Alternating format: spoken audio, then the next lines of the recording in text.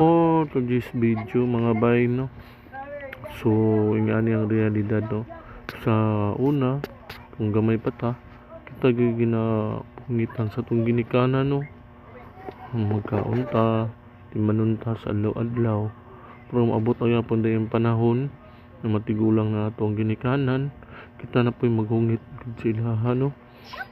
So balagahan din nato atong mga ginikanan nga nagmatuto pa nato sa gamay pa tungod sa pagdako. So ani ato adyon nalalayan atong mga ginikanan na binakaron nga lisod na kaayo sila nga maglakaw, lisod na og kaon sa panahon nga magsakit na kinahanglan gid nga agid tagyapon sa atong mga kaliran. So nagapasalamat po sa akong mga igsuon nga wala gid nagapasagad sa mga ginikanan naman na binakaron nga tigo.